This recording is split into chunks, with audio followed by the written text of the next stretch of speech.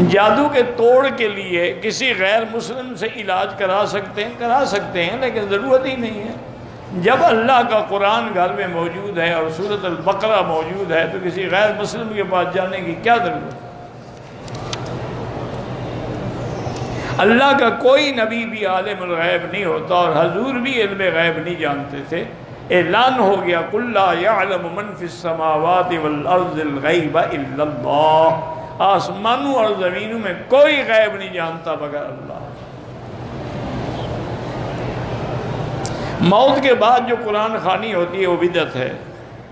اندھیرے میں نماز ہو جاتی ہے، ہاں ہو جاتی ہے۔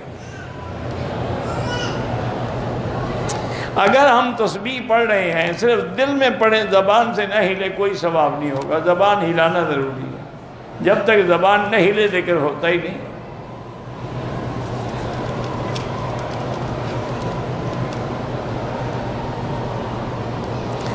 مرد اساتذہ جو ہیں وہ مخصوص ماحول میں عورتوں کی تدریس کر سکتے ہیں؟ بالکل نہیں کر سکتے۔ مردوں کو کبھی بھی لڑکیوں کی تدریس نہیں کرنی چاہیے۔ جیسے دیکھیں نا اب سعودی عرب میں ماشاءاللہ یہاں جب ثانویہ، یونیورسٹیاں، کالجز ہیں تو وہاں بعض مضمون ایسے ہوتے ہیں کہ اس کے پڑھانے والی لڑکیاں نہیں ملتی، تو پھر وہ مرد کو بلاتے ہیں، لیکن وہ دوسرے کمرے میں بیٹھتا ہے، ٹیلی ویژن پہ بیٹھ کے، وہ ٹی وی پہ بیٹھ کے پڑھاتا ہے، ہر لڑکی کے سامنے اسکرین رکھا ہوتا ہے، وہ اس کو سن رہی ہے۔ اگر کوئی اعتراض ہے تو ایسے کرے گی، وہ چپ ہو جائے گا، وہ سوال کر دے گا، سامنے نہیں آئے گا، اس کمرے میں بھی نہیں آئے گا، بلڈنگ میں بھی نہیں آئے گا۔ کیا اعتبار ہے جب مرد عورت اکٹھے ہوں تو کیا نہیں ہو سکتا؟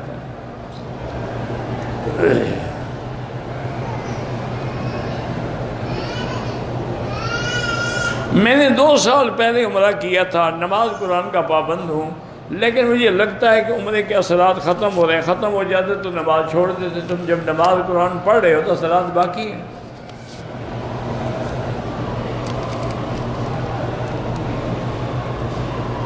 میرے نانا انگلینڈ میں فوت ہو گئے ہیں، ان کی بیگم کے ویزے کا مسئلہ ہے، اللہ تبارک و تعالی آسان کر دے۔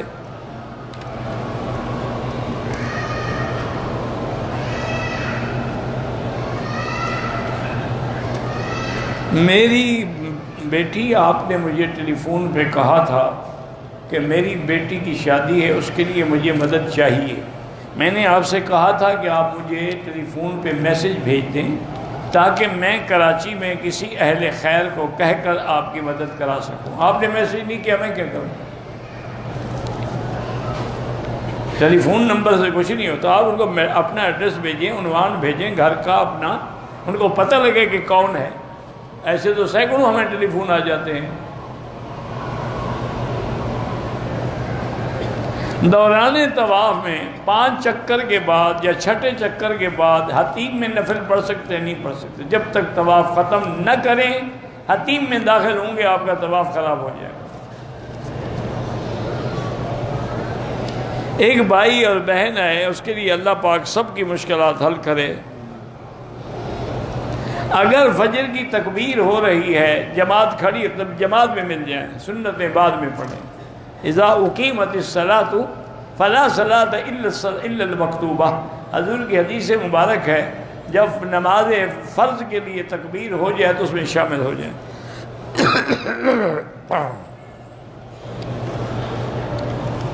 ایک بندے نے اپنی بیوی کو 3 طلاقیں دی ہیں، 12 وہ 3 ہو گئیں۔ وہ کہتے ہیں ایک مفتی نے کہا ہے کہ 3 نہیں ہوئی، تو وہ جانے اور مفتی جانے اور تم جانو، انشاءاللہ قیامت میں پتہ لگ جائے گا کہ 3 ہے یا 1 ہے۔ پتہ نہیں کیا ہو گیا ہے لوگوں کو، یہ حلال حرام کا دیکھو نا، اگر اللہ کرے 1 شمار ہو جائے ٹھیک ہے، شکر کریں، لیکن اگر 3 ہوئیں اور 1 والی بات غلط ہوئی تو پھر ساری زندگی زنا کرتے رہیں گے، اولاد بھی زنا سے پیدا ہوگی۔ تو ایسے حالات میں کیوں خام خواہ جھگڑوں میں پڑتے ہو؟ 40 سال کی عمر میں پہنچنے کے بعد کوئی خاص دعا ہے؟ خاص دعا یہی ہے کہ دین میں زیادہ لگو، نماز زیادہ پڑھو، تہجد زیادہ پڑھو، اللہ کا ذکر ہے، کوئی خاص دعا نہیں ہوتی ہے۔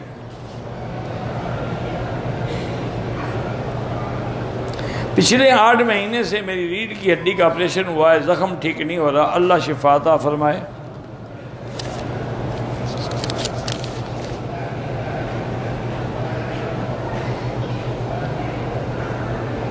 ہمارے قریب ایک مسجد ہے اہل بدعت کی، وہ الٹی سیدھی باتیں، ان کے پیچھے نماز نہ پڑھا کریں، کوئی حل نہ ہو تو اپنی جماعت کر دیا کریں۔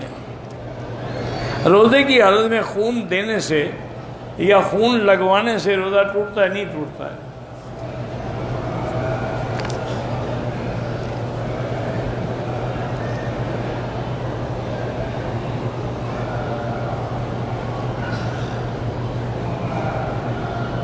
بہرحال بیوہ عورت ہے، خامند فوت ہو گئے، 10 سال گزر گئے، 3 بچے بھی ہیں، وہ عورت اپنے خامند کے گھر میں ہی رہنا چاہتی ہے اور مکان کا کرایہ بھی ملتا ہے۔ سابقہ خامند کے بھائیوں کے ڈر اور خوف کی وجہ سے اپنے نکاح کو خفیہ رکھنا چاہتی ہے، خرچہ بھی نہیں لینا چاہتی۔ بہرحال نکاح تو ہو جائے گا، خفیہ رکھے یا ظاہر رکھے، لیکن ایسے نکاح کا کیا فائدہ جس کو خفیہ رکھا جائے؟ نکاح کا تو معنی ہی اعلان ہوتا تھا کہ پتہ لگے یہ نکاح ہے، زنا نہیں ہے۔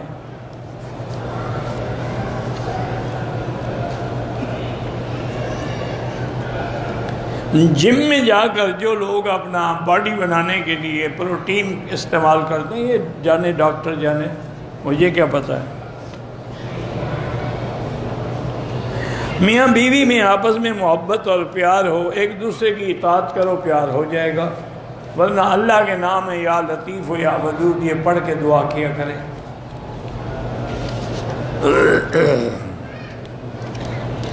میں ایک عمرہ کر چکا ہوں، دوسرا کرنا چاہتا ہوں، بالکل کریں، مسجد عائشہ سے کریں، جیرانہ سے کریں۔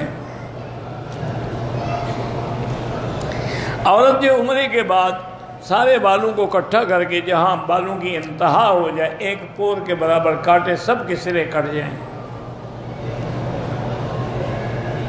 مسجد الحرام سے باہر بھی کٹوا سکتے ہیں لیکن مکے شہر سے باہر نہیں۔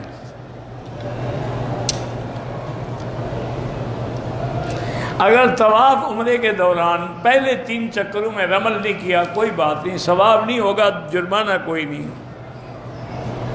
طواف کے دوران نظر نیچے رکھنی چاہیے، کعبہ پر نہیں رکھنی چاہیے۔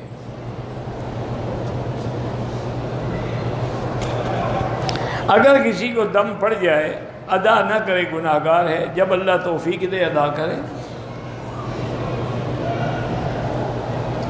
غلطی دم پڑ جائے، پتہ نہ چلے تو اللہ معاف کرے۔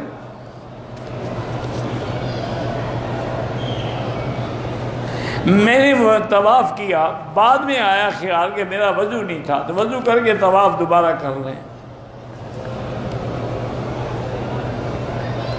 ہمارے یہاں فوج میں ہیں، پتہ نہیں کیا ڈی پی فنڈ ایک چیز ہے، ہر سال منافع ملتا ہے، وہ بالکل حلال ہے، لے سکتے ہیں آپ، وہ سود نہیں ہوتا۔ صفا ختم ہونے کے بعد مروہ پہ کوئی نفل پڑھنے کا حکم نہیں ہے۔